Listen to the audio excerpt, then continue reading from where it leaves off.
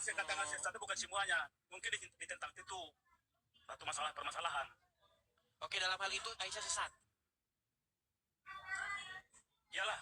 Iya, baik, ayo akui. Ayo buat pengakuan sekarang. Saya mengakui. Ya Romel lah macam tu. Nggak berani. Aduh. Oke lah, Pak Ibrahim Jeki, jangan dipaksakan lah ya. Intinya, saya sudah menyampaikan kepada Anda dalil-dalilnya secara kaidah bahasa bahwa Robnya umat muslim itu adalah Muhammad.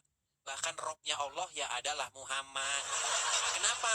Karena Allah itu kerjanya tidak lain, tidak bukan nurutin hawa nafsunya Muhammad. Kata siapa? Bukan kata Edis TV, kata Aisyah istrinya Muhammad sendiri. Ya. Oke? Kok gila-gila kepala? Kalau Anda menuruti hawa nafsu Anda terus, maka Anda disebutkan oleh Al-Quran menjadikan hawa nafsu Anda sebagai Tuhan. Betul? Ya. Nah, begitu juga Allah selalu menuruti hawa nafsunya Muhammad. Makanya saya bilang, Allah menjadikan Muhammad sebagai Tuhannya. Gimana? Duh, malah ketawa. Gimana? Logis nggak penjelasan saya? Ya logisnya masyarakat sama dia sama umat Islam nak masuk itu, Des. Iya, karena umat Islam sering benturin kepalanya ke ubin. Gimana mau sangka? Malah ketawa. Jadi premi-premi Des itu katakan lah kan. Itu aja. Tapi kan selama ini saya tidak sini juga saya apa nih kan. Sering saya nengok-nengok ini kan. Cuman saya kan mau naik juga kan, jarang saya naik kan. Dulu pernah naik tapi nggak bisa masuk juga kan. Makanya sekarang saya bilang lah. Apalagi kadang-kadang kan macam ada yang mengaku-ngaku ini dari tasawuf lah, mengaku iya-iyakan semuanya kan. Itu saya heran kadang-kadang kan.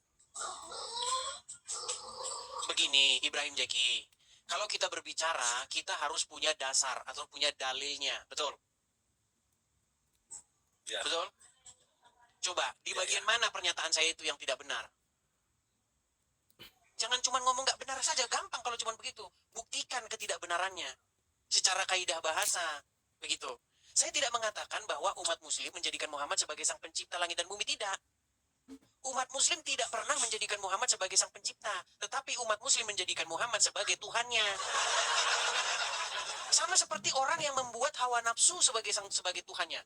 Itu bukan berarti dia membuat hawa nafsu sebagai sang penciptanya, tidak. Bahkan ada orang-orang yang menjadikan iblis sebagai Tuhannya. Dia tidak menganggap iblis itu sang pencipta, tidak. Tetapi dia jadikan iblis itu Tuhannya. Itulah yang dilakukan muslim kepada Muhammad. Bahkan, tidak ada yang lebih, dengarkan, tidak ada yang lebih mempertuhankan seorang manusia di muka bumi ini selain daripada umat Islam. Contoh, banyak orang mempertuhankan Sai Baba, banyak orang mempertuhankan siapa Mukidi dan lain sebagainya. Tidak sampai saya dengar berita mereka minum kencingnya Sai Baba. Tidak sampai saya dengar mereka merebutan air ludahnya Sai Baba. Cuman orang Islam lah yang rebutan ludahnya Muhammad. Ludah Muhammad, membawa barokah ini ludah Muhammad. Jadi umat muslim itu telah mengkultuskan Muhammad dan keluarganya Muhammad. Coba kalau ada cucu Rasul, orang mengaku cucu Rasul, turunan Muhammad. Umat muslim langsung, ini tangan Rasul. Cucu Rasul. Itu kalian mengkultuskan Muhammad dan keluarganya. Itulah yang umat muslim lakukan, makanya saya panggil kepada kalian. Keluarlah kalian daripada kesesatan. Itu penghormatan. Bang, kalau penghormatan, ini contoh penghormatan. Orang lewat, kita hormat, kita respect kepada dia. Tapi kalau kencingnya kita minum, ludahnya kita rebutin, keringetnya kita ambil jadi parfum, itu bukan penghormatan, itu pengkultusan. Gimana? Anda bisa nggak contoh gini, presiden lewat. Sebentar, presiden lewat. Anda memberikan posisi badan yang hormat. Anda duduk yang bagus, santun di hadapan seorang presiden. Bicara juga yang santun. Tapi kalau presiden kencing, Anda tampung. Kencing, Pak Presiden. Minum. Wah, enak kencingmu, Pak Presiden, enak. Itu bukan lagi menghormati, tetapi itu sudah mengkultuskan. Nah, itulah yang umat muslim perbuat sama Muhammad. Makanya saya bilang umat Islam itu penyembah Muhammad. Gimana? Itu sekedar penghormatan. Jadi itu bukan disuruh pula pada umat Islam yang lain. Oke, sekarang saya tanya, kencingnya Muhammad diminum nggak? Nggak ada. Coba dengarkan saya. Ada umat Islam yang minum tuh. Nggak ada diminum tuh.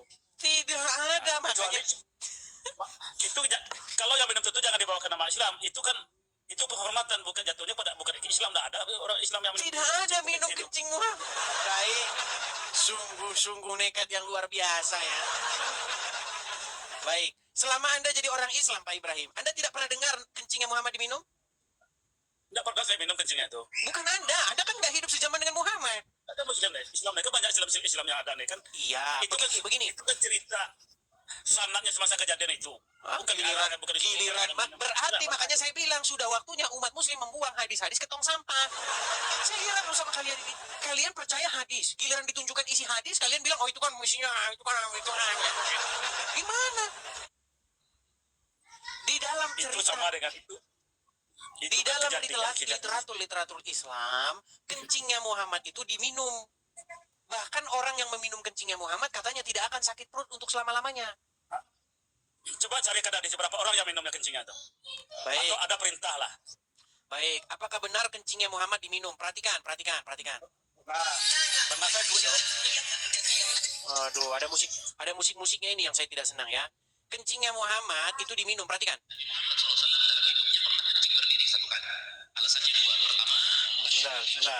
Sebentar ya. Apakah kencingnya Muhammad diminum? Perhatikan. Sabar nih. Ini banyak ulama yang mengatakan Muhammad itu kencingnya diminum, perhatikan. Nabi setiap malam pipis di satu bejana. Di satu bejananya itu ditaruh di bawah tempat tidur. Besok pagi Nabi buang. Yang tahu cara buang cuma Nabi. Karena kotoran Nabi, sering Nabi tidak boleh diinjak manusia, tidak boleh terinjak binatang, tidak boleh terinjak. Karena yang tahu buangnya ya Nabi. Nah di saat itu satu malam Nabi besok paginya belum buang. Nabi ngajar dulu. Nabi ngajar, selesai ngajar, Nabi ngambil, Nabi mau buang. Begitu lihat di bawah udah nggak ada. Ditanya, wahai Aisyah, ngelihat nggak bejana yang ada di bawah tempat tidur? Nggak lihat ya Rasulullah. Coba ditanya ke Ummu Yusuf, wahai Ummu Yusuf. Ummu Yusuf ini khadamahnya Nabi SAW.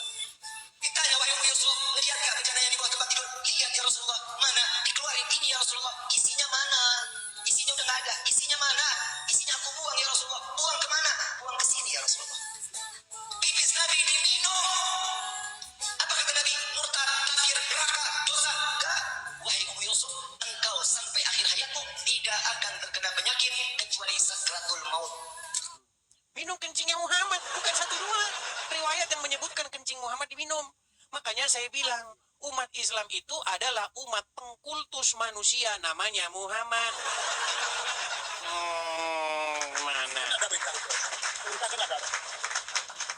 Ya memang diperintahkan untuk mengkultuskan, untuk mengikuti Muhammad. Makanya saya bilang kalian ini Ya, adalah satu perintah kaum, kencing tadi kan ada. kaum yang terjebak kepada pemujaan pengkultusan Muhammad. Itu penghormatan, Edis. Ya sudah, belajar lagi Bahwa agama Nabi Islam. Muhammad. Belajar lagi agama Islam nanti. Kita kasih naik yang lain dulu ya. Oke? Oke.